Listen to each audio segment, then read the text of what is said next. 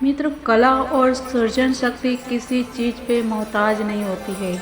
ना ही उनको किसी बड़ी जगह पे जाने की ज़रूरत होती है और ना ही ज़्यादा पैसे की ज़रूरत होती है। इसी में उदाहरण है हमारे कवि और हमारे ऋषि मुनि। अपने इर्द गिर्द के वातावरण से और प्रकृति से ही वो एक कला का सृजन करते हैं, एक कविता उनके मुख से निकलती है। ऐसे ही हमारे ऋषि मुनियों के बहुत गाथाएं, इनमें से एक है हमारे ऋषि वाल्मीकि। ऐसी ही एक घटना से रामायण की उत्पत्ति हुई, वाल्मीकि रामायण। नमस्कार मेरे सनातनी मित्रों, हम हिंदुस्तानी चैनल पर आप सभी का बहुत बहुत स्वागत है। मित्रों, ऐसा माना जाता है कि हमें अगर अध्यात्म की सीढ़ी चढ़ना है तो सबसे पहले रामायण से यात्रा शुरू करनी चाहिए। उसका कारण यह है कि वेद, उपनिषद और पुराण मूल है, जड़ है हमारी, पर उसकी भाषा गूढ़ है, सांकेतिक है, जिसके लिए हमें हमारे बाह्य और आंतरिक शरीर को भी गूढ़ और शुद्ध बनाना जरूरी है।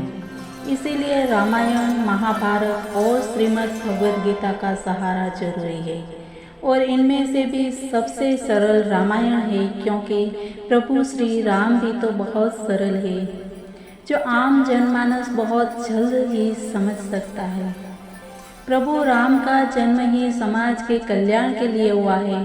प्रभु राम का जीवन हर किसी के अनुकरण करने योग्य है। इसीलिए सुराज्य चाहिए तो राम राज्य इसीलिए कहा गया है। राम राज्य बनाने के लिए सभी आदर्शों को हमें जीवन में अपनाएंगे तो राम राज्य बनने में देरी नहीं लगेगी। तो आइए जानते हैं कुछ बातें रामायण की, और इस चर्चा को सुनने के लिए आपको वीडियो के अंत तक जरूर बने रहे और बेल आइकन को भी एक्टिव कर लीजिए ताकि नई जानकारी तुरंत मिल पाए। रामायण सबसे पहले किसके मुख से कही गई और इसने रामायण को लिखने की प्रेरणा किसने किसको दी, ये सब हम जानेंगे। तो ऐसी मान्यता है कि पार्वती को सबसे पहले रामायण सुनाया गया था, क्योंकि भगवान शिव के द्वारा ही सभी कथाएं कही गई है। उस कथा को एक कौवे ने भी सुन लिया और उसी कौवे का पुनर्जन्म काकभूषुंडी के रूप में हुआ। काकभूषुंडी को पूर्व जन्म में भगवान शंकर के मुख से सुनी यह राम कथा पूरी याद थी। उन्होंने यह कथा अपने शिष्यों को सुनाई और उनमें से नारद जी ने भी यह कथा सुनी, और नारद जी की प्रेरणा से वाल्मीकि ने यह कथा लिखने को प्रेरणा मिली।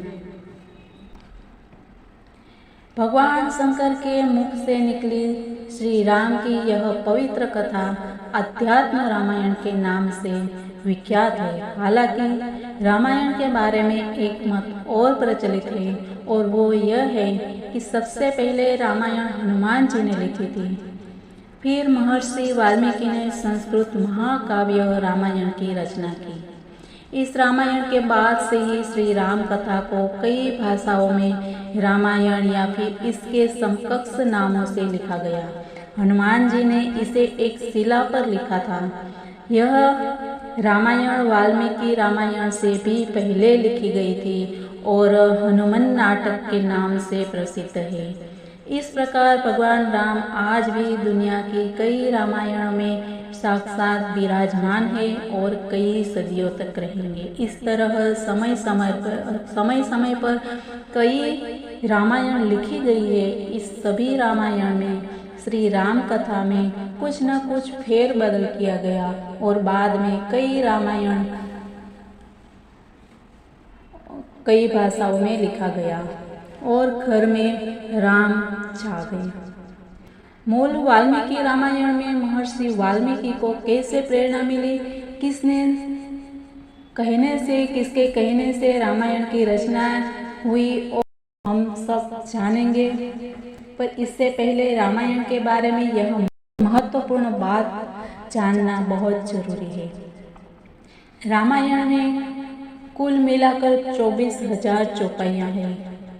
रामायण की रचना त्रेता युग में हुई थी, लगभग 5,000 वर्ष पहले। रामायण का मुख्य संदेश धर्म, प्रेम और नैतिकता है। रामायण को 7 भागों में विभाजित किया गया है, जिनमें प्रथम और अंतिम कांड सबसे महत्वपूर्ण है। कल हम जानेंगे कुछ और बातें। तब तक के लिए मित्रों, जय हिंद, वंदे मातरम, भारत माता की जय।